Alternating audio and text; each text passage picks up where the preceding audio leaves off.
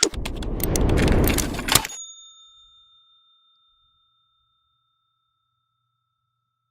support the family of Tottenham people, but also to protest against police brutality, oppression and impunity.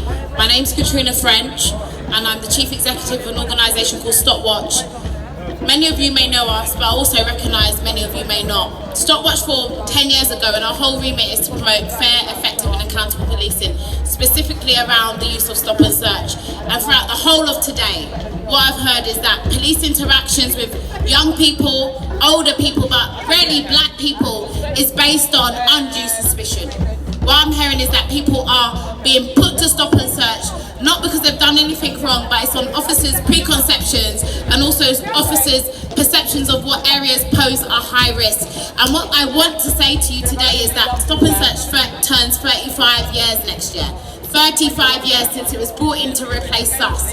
And what we've seen in the last 35 years is nothing but over-policing of black communities and under-protection. We're hearing it dressed up as knife crime and that we need to have a police response to that. We've seen men in their 60s, their 50s, their 40s, their 30s, their 20s, their 10s stand out here today and tell you this isn't about knife crime, it's about the impunity of black people and the lack of respect, dignity that not just white people, but the state of England and Wales choose to give to black people within its remit. And what I'm here to say today is that an organisation, Stopwatch, is here to carry the load. That when you're an individual coming against the state, it is tiring.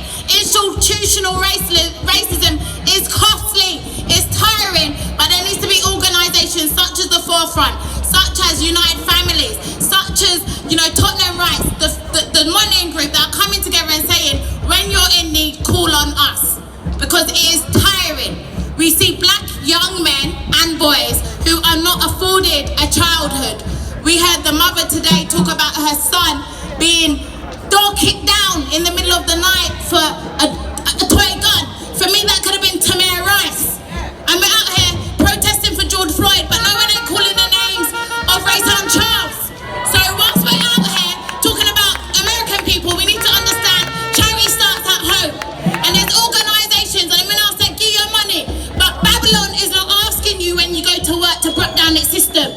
So if you need to take an hour of your time to volunteer, to mentor somebody, to go and give your expertise, do that, because that's when you start to dismantle the system. But if you go to work and think posting and being a keyboard warrior is going to bring about change, I'm sorry for Uno.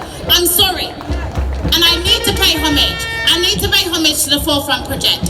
We did some work on the gangs matrix about 2 years ago, and for me, what I'm saying is young people finding their power, being inspired by other young people, and the police undermining and disrespecting that. And when our young people see the people that they respect are not respected by law authority, where does it lead them to turn? So there is a misconception about stop and search being useful for serious youth violence. The Home Office produced a report that said it had less than meaningful effect. We've had a whole review about Operation Blunt, which happened in 2008-2010, which said it was meaningless in terms of did not have an effect, but yet you have politicians speaking about stop and search being the answer.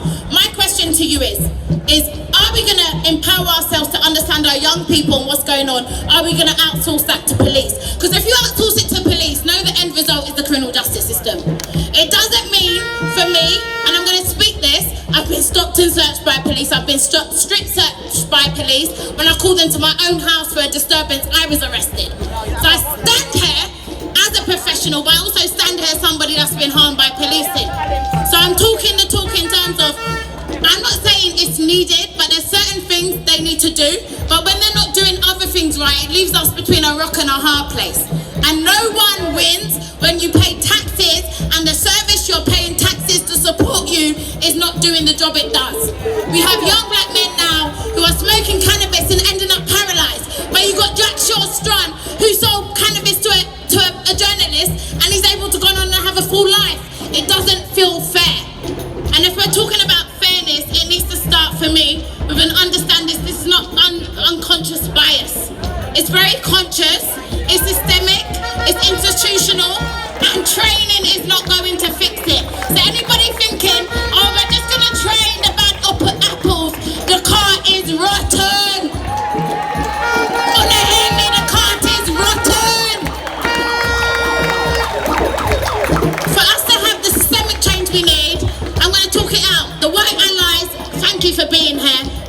doing when you go home. It's not enough to be on Twitter and engaging with idiots, because I stopped doing that long time. I have not got time to engage with people who do not want to be moved. I need to move the people who are elected by me, who have the power to enact the laws that I need to see that black communities are treated with the dignity and respect that they deserve. So I respect Unu, who's keyboard warriors. Stop that, because those people ain't got no say anyway. So let them talk. What are you doing to enact change in yourself? So what I want to say to you is, Babylon, the system, is not paying you when you go to work more time to bun down the system or to reform it. It's paying you to keep it up. So it takes you to find that person. I'm going to give it, if you see someone whose picnic needs to go to school, and your picnic goes to that same school and their child is late every day, and you're going there on time, speak to that mum or that dad and say, I'm going there, how can I help? It's simple things. Everybody can make a difference. It don't need to be